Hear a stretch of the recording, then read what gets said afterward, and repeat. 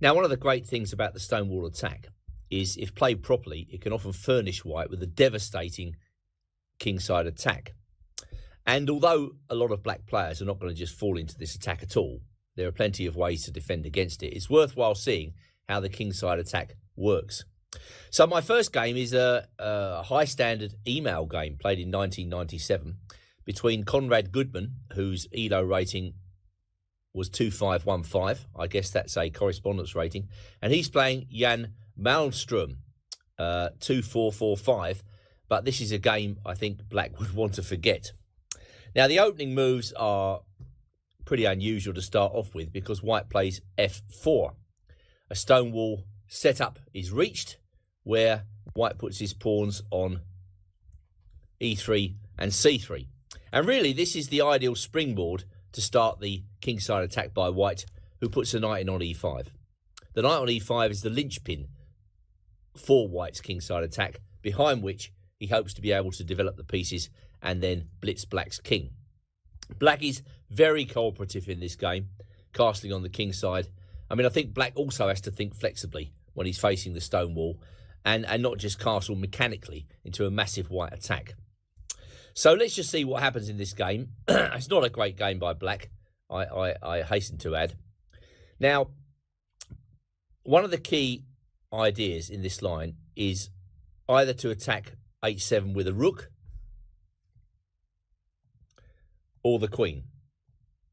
And really, the queen would like to come out to h5 in one go, but of course she can't do that right now because that square's covered.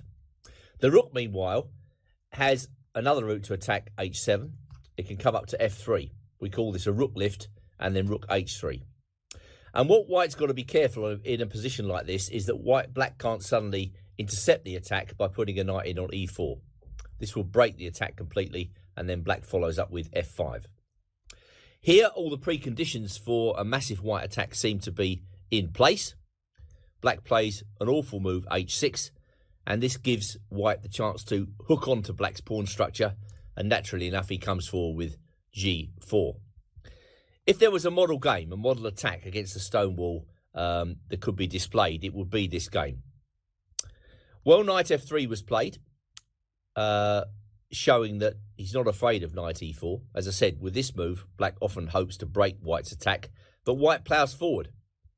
Since black has conveniently put a pawn in the way of white's pawns, white takes the opportunity to blast forward.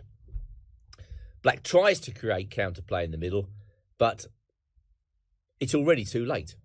White's kingside attack is simply too strong. Black played f6. Of course, that merely opens up his king even more, and white is able to, not so surprisingly, sacrifice a piece here with rook takes h6. And however black plays here, I think he's just dead lost. In the game, he played bishop takes e5.